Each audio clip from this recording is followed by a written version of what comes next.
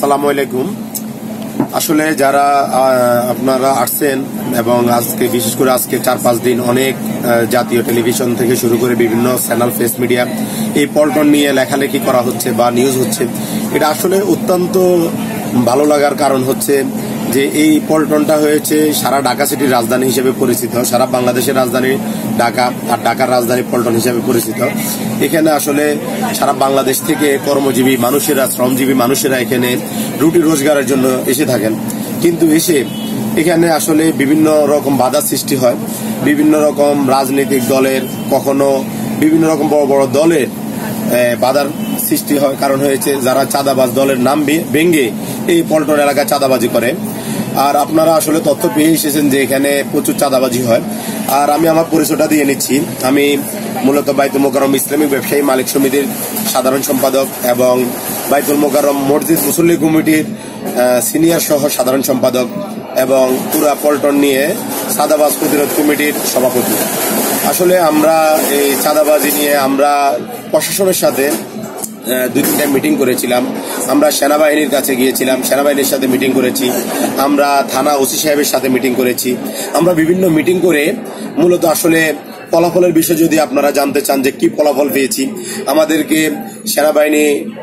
সেনাবাহিনীর দায়িত্বশীল ব্যক্তিরা বলেছেন আসলে আমাদেরকে দেখলে তো চাঁদাবাজরা থাকে না, তারা পালিয়ে যায়। আসলে 100% সত্যি কথা।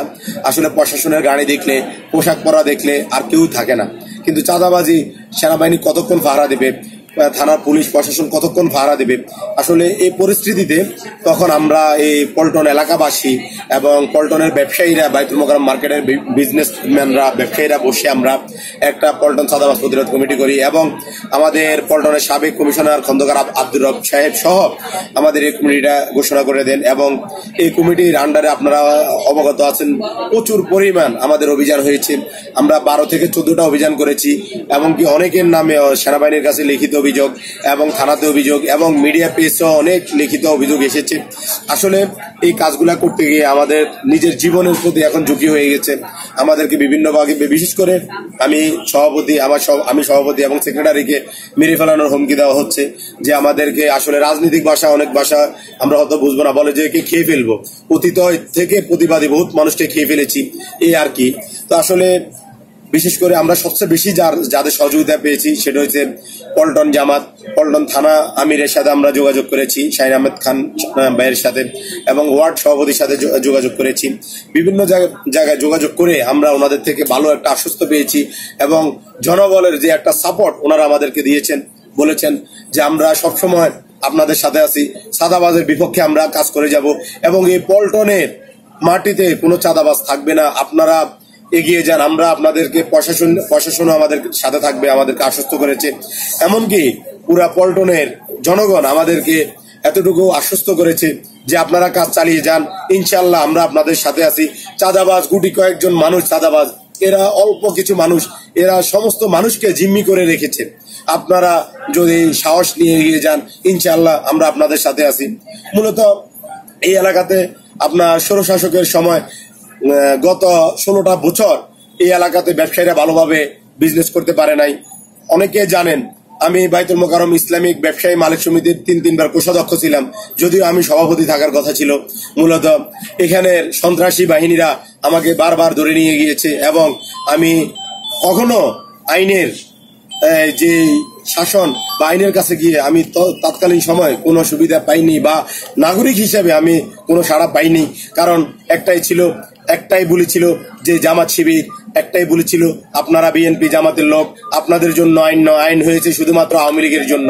সো আসলে আমরা আইন থেকে বঞ্চিত হয়েছি দীর্ঘ 16টি বছর।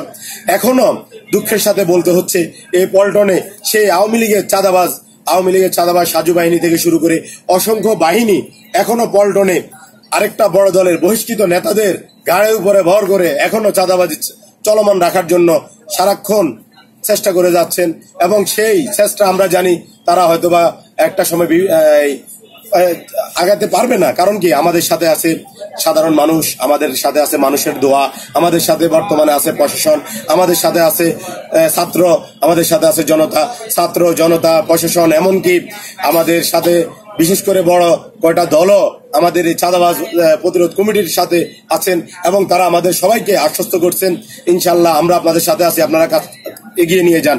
কিন্তু প্রতিনিয়ত যে আমরা যে হুমকির মুখে পড়তেছি আমাদেরকে মেরে ফেলবে, হয়তোবা আজকে আপনাদের এই লাইভে বা আপনাদের এই ভিডিওতে আমি কথা বলতেছি, কালকে হয়তোবা আমার লাশও পাওয়া যাবে না, হয়তোবা মেরে ফেলবে।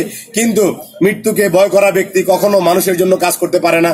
মৃত্যুকে ভয় করা, কারণ সৃষ্টিকর্তা যখন আমাকে পৃথিবীতে পাঠিয়েছে, আমার হায়াত মত রিজিক দৌলত ওনার হাতে, যেহেতু উনি আমার মৃত্যু লিখে রেখেছেন কিভাবে মৃত্যু হবে, সেহেতু আমি এই কোনো হুমকি ধমকি কোনো কিছুকে ভয় না করে আমার শরীরে থাকা শেষ রক্তবিন্দু দিয়ে হলো এই অন্যায়ের বিরুদ্ধে কাজ করে যাব এবং এই সন্ত্রাস বিরোধী কর্মকাণ্ড স্থগিত করার জন্য আমি চেষ্টা করে যাব। আপনারা সবাই যদি এগিয়ে আসেন, আমি আশা করি ইনশাল্লাহ এই পল্টনের মাটিকে চাঁদাবাজ মুক্ত করতে পারবো।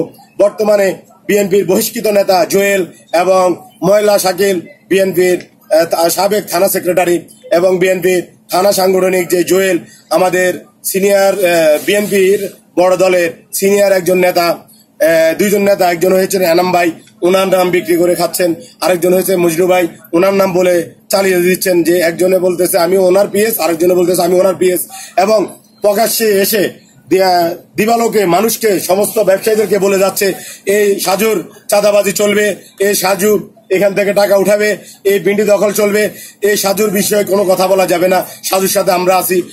আমরা তখন তথ্য পেলাম তারা 20 লক্ষ টাকা চাঁদা নিয়েছে সাজু থেকে, 20 লক্ষ টাকার বিনিময়ে তারা তাদের নীতি নৈতিকতা বিক্রি করে দিয়েছে। কিন্তু আমরা বলবো আসলে টাকায় পশু পাখি বিক্রি হয়, টাকা কখনো মানুষ বিক্রি হতে পারে না। যেহেতু যে সত্যিকারী মানুষ, যে সত্যিকারী আর কোনো দল কোনো চাঁদাবাজকে লাইসেন্স দেয় নাই চাঁদাবাজি করার। আমি মনে করি বিএনপি এত বড় একটা সংগঠন, এত বড় একটা দল ভাবমূর্তি নষ্ট হচ্ছে এই ধরনের চাঁদাবাজের বিরুদ্ধে। আমি আশা করি আপনাদের এই ভিডিওর মাধ্যমে এটা সিনিয়র নেতারা দেখবে এবং সিনিয়র নেতাদের মাধ্যমে আমি মনে করি একবার, আমি যতটুকু আমার কাছে তথ্য আছে, একবার জুয়েল বহিষ্কার হয়েছে।